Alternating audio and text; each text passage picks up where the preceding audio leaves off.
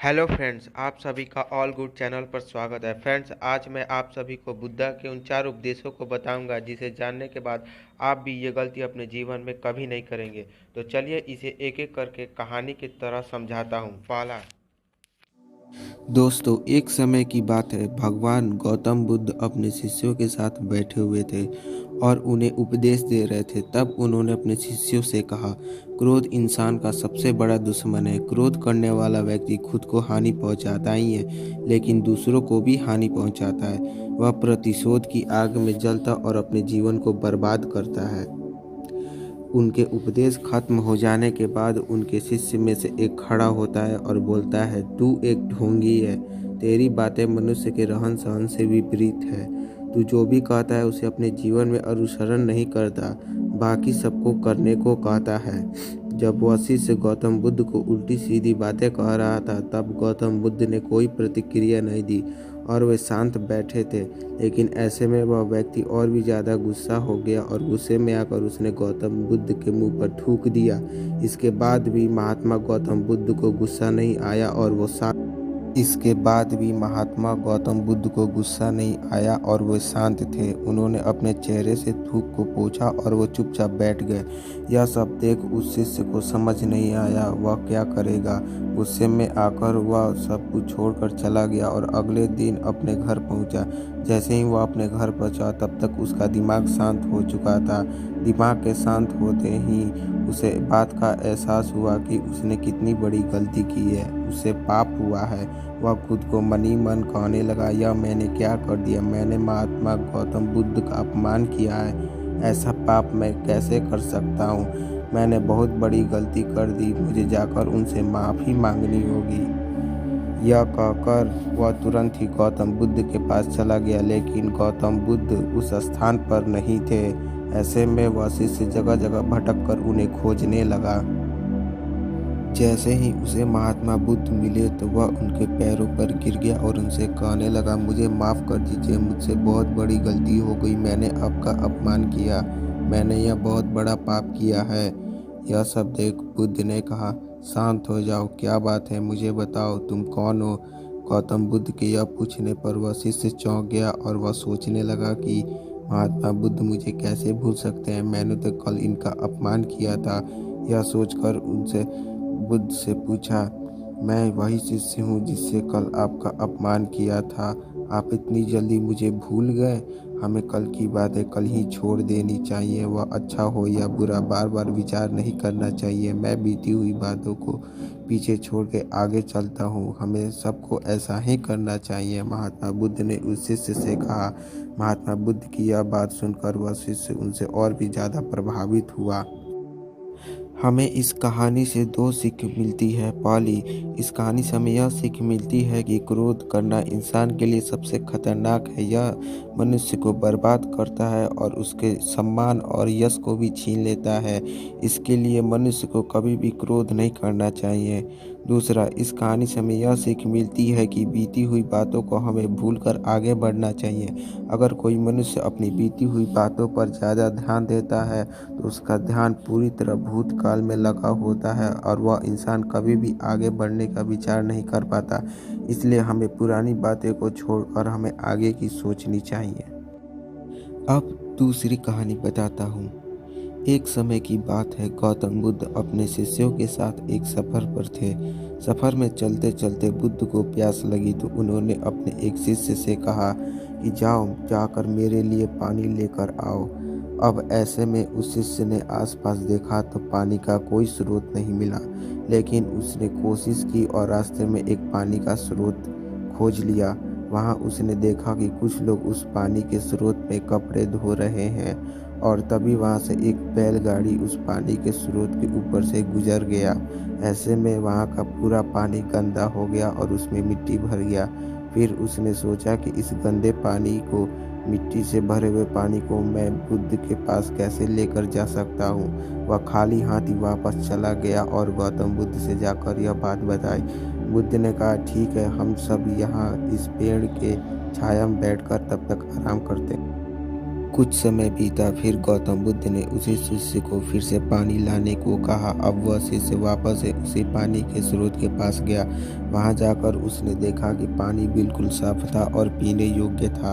अब वह शिष्य बुद्ध के लिए पानी लेकर गया और उसने वह पानी गौतम बुद्ध को पिलाया।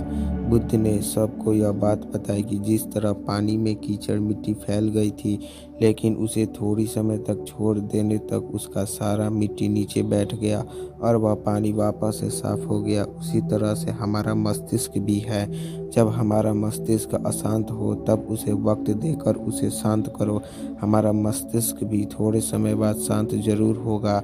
अशांत मस्तिष्क से कोई भी निर्णय नहीं लेना चाहिए। बस हमें यह करना चाहिए कि हमें अपने मस्तिष्क को थोड़ा देर शांत रखना चाहिए, जिससे कि हम अच्छे फैसले ले सकते हैं। इस कहानी से हमें यह सीख मिलती है कि अशांत मस्तिष्क से लिए हुए फैसले हमेशा गलत होते हैं। हमें शांत मस्तिष्क के साथ कोई भी निर्णय लेना चाहिए, जिससे गलतियां होने की गुंजाइश कम हो जाती है। अब तीसरी कहानी बताता हूँ। एक बार एक भिखारी अपने जीवन से परेशान हो चुका था, क्योंकि उसे अपने जीवन को चलाने के लिए भीख मांगना पड़ता था। उसे हर एक चीज़ के लिए भीख मांगना पड़ता था। इसी बात को लेकर वह दुखी रहता और दिन भर यही सोचता कि उसके जीवन में बदलाव कैसे आएगा। यह सोचकर वह निराश हो जाता। वह हर दिन देखता कि बहुत सारे लोग निराश होकर आंखों में आंसू लिए लोग और विभिन्न चिंताओं से परेशान लोग गौतम बुद्ध की तरफ जाते और वापस लौटते समय वे लोग बहुत ही खुश होते थे। वह भिखारी यह नहीं समझ पा रहा था कि गौतम बुद्ध के पास ऐसा क्या है कि वह बेहद खुश हो जाते थे। वापस लौटते हुए लोगों के हाथों में ना तो ढेर सारे पैसे थे, ना ही सोने चांदी। तो फिर ऐसा क्या होता था कि लोग बुद्ध से लौटते समय इतना खुश हो जाते थे? यह सब सोचकर वह भिखारी भी निर्णय लिया कि वह भी महात्मा बुद्ध के पास जाएगा और देखेगा कि वहाँ ऐसा क्या हो रहा है कि दुखी लोग उनके पास जाकर खुश हो जाते हैं। वह बुद्ध से मिलने के लिए उनके पास चल पड़ा। जहाँ बुद्ध मौजूद थे वहाँ बहुत लंबी कतार लगी हुई थी, तो वह भिखारी भी कतार में लग गया। कतार में लगकर वह अपनी बारी का इंतजार करने लगा। देखते ही देखते उसकी बारी आई और उसने बुद्ध से कहा, बुद्ध, मैं बहुत ही गरीब हूँ, मेरे पास कुछ भी नहीं है। मुझे अपना जीवन चलाने के लिए भी दूसरों से भीख मांगनी पड़ती है। अब आप ही बताइए कि मैं अपने जीवन को कैसे बेहतर कर सकूँ। यह सब सुनकर बुद्ध ने कहा, तुम गरीब नहीं हो, तुम्हें ऐसा लगता है क्योंकि आज तक तुम कभी किसी के लिए कुछ किया नहीं है। ना ही तुमने कभी किसी को दान दिया है, ना ही तुमने दूसरों के लिए कुछ किया। यह सब सुनकर भिखारी मन ही मन अशांत जाग उठा। अपनी आशंका को दूर करने के लिए भिखारी ने पूछा, मैं तो एक भिखारी हूँ, मैं लोगों को दान कैसे दे सकता हूँ और कैसे लोगों की सहायता कर सकता हूँ। मुझे तो अपना जीवन खुद चलाने के लिए दूसरों से मांगना पड़ता है। यह सब सुनने के बाद गौतम बुद्ध थोड़ी देर चुप रहे और फिर उसे बोले, तुम्हारे पास हाथ है जिसे तुम लोगों की सेवा में लगा सकते हो और दूसरों का भला कर सकते हो। इसके अलावा तुम्हारे पास मुंह है जिससे तुम लोगों से अच्छी तरीके से बातें कर सकते हो और दूसरों का हौसला बढ़ा सकते हो। यह सब करके भी तुम दूसरों की सहायता कर सकते हो। जरूरी नहीं कि दान सिर्फ पैसों से किया जाए। हम चाहें तो हम शिक्षा का भी दान कर सकते हैं, चाहे तो अन्न का भी दान कर सकते हैं। ऊपर वाले ने अगर किसी को पूर्णतः अच्छी शरीर दिया है तो वह गरीब नहीं है, वह बस दिमाग से गरीब है। उसे इस विचार करना चाहिए। हमें अपने मन को ऐसे विचार से हटाकर दूसरों की सेवा में लगानी चाहिए। बुद्ध की यह बात सुनकर वह भिखारी बहुत ही ज़्यादा खुश हो गया और उसका मन संतुष्ट था। कहानी की सीख यह है कि हम सब इस बात की चिंता में समय बर्बाद करते हैं कि हम गरीब हैं, लेकिन यह सत्य नहीं है। सत्य तो यह है कि जब तक हमारा शरीर पूरा तरह से बेहतर है तो हम उसका उपयोग करके आगे बढ़ सकते हैं और खुद के जीवन को बेहतर बना सकते हैं। अगर कोई व्यक्ति सिर्फ अपनी गरीबी पर ध्यान दे और उसे बदलने की कोशिश ना करे तो वह मूर्ख है।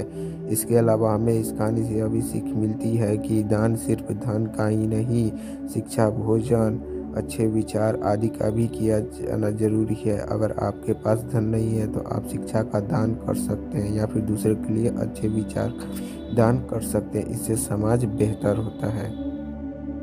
दोस्तों, मैं इस वीडियो की सबसे आखिरी कहानी बताने जा रहा हूँ। गौतम बुद्ध जगह जगह घूमकर उपदेश दिया करते थे और अच्छे विचारों को बांटा करते थे। वो लोगों के जीवन के दुखों को दूर किया करते थे। उनकी बातों को सुनकर लोग बहुत खुश हो जाते, इसलिए लोग उन्हें बहुत पसंद किया करते थे। लेकिन कुछ लोग ऐसे भी थे जो गौतम बुद्ध से ईर्ष्या करते थे। एक बार गौतम बुद्ध अपने शिष्यों के साथ भ्रमण कर रहे थे। तभी एक व्यक्ति उनके पास आया और उन्हें उल्टी सीधी गालियाँ देने लगा और उन्हें ढोंगी बोला। यह सब सुनने के बाद महात्मा बुद्ध ने कोई प्रतिक्रिया नहीं दी और वे शांति से चुपचाप रहे। ऐसे में उस व्यक्ति ने फिर से गौतम बुद्ध को उल्टी सीधी गालियाँ दी और उनके पूर्वजों के बारे में भी भला बुरा कहा, लेकिन महात्मा बुद्ध ने फिर से उसे कोई प्रतिक्रिया नहीं दी और वे शांत रहे। यह सब देखकर उनके शिष्य और आसपास के लोग आश्चर्य में थे कि महात्मा बुद्ध उस व्यक्ति को कोई जवाब क्यों नहीं दे रहे। कुछ देर बाद वह व्यक्ति अपने आप ही शांत हो गया। उसके शांत हो जाने के बाद बुद्ध ने कहा, अगर कोई हमें तोहफा देता है तो यह हमारे ऊपर है कि हम उसे लेते हैं या नहीं। अगर हम उसे अपना लेते हैं तो वह हमारे पास आ जाता है, वही अगर हम उसे न अपनाते हैं तो वह उसी प्रकार उस व्यक्ति के पास चला जाता है जिसने वह तोहफा दिया था। उसी प्रकार इस व्यक्ति द्वारा दिया गया अपशब्द स्वीकार करना या ना करना मेरे ऊपर है। हमें कभी भी तुरंत प्रतिक्रिया नहीं देनी चाहिए। हमें हमेशा शांत होकर सही या गलत के बारे में विचार करके प्रतिक्रिया देनी चाहिए। इससे बुरी से बुरी बातें टल जाती है और मुसीबतों से छुटकारा भी मिलता है। बुद्ध की यह बात सुन लेने के बाद वह व्यक्ति बहुत शर्मिंदा हो गया और तुरंत बुद्ध के चरणों में गिर गया और उनसे माफ़ी मांगने लगा। बुद्ध ने उसे माफ़ किया और आगे बढ़ चले। इस कहानी से हमें यह सीख मिलती है कि कुछ भी स्वीकार करना या ना करना हमारे ऊपर है, इसलिए हमें जीवन में अच्छी चीज़ों का स्वीकार करना चाहिए, वहीं उन चीज़ों को अस्वीकार करना चाहिए जो हमारे जीवन के लिए अच्छी नहीं है। इस कहानी से हमें यह भी सीख मिलती है कि ज़रूरी नहीं है कि दूसरों द्वारा किया गया अपमान सच में आपका अपमान हो। आप अपमानित तब होते हैं जब आप अपनी प्रतिक्रिया देते हैं। अगर कोई आपका अपमान करे तब आप एक अच्छी प्रतिक्रिया दीजिए। ऐसा करने से आपका अपमान नहीं होगा, लेकिन आप उसे पूरी प्रतिक्रिया देंगे तो आपका अपमान तय है। इसलिए सोच समझ कर प्रतिक्रिया देनी चाहिए। तो दोस्तों, आपको गौतम बुद्ध की ये 4 उपदेश कैसे लगे कमेंट में ज़रूर बताएं और नए आए हैं तो चैनल को सब्सक्राइब कर बेल आइकन को प्रेस करें और वीडियो को लाइक करके ज़रूर जाएं। धन्यवाद।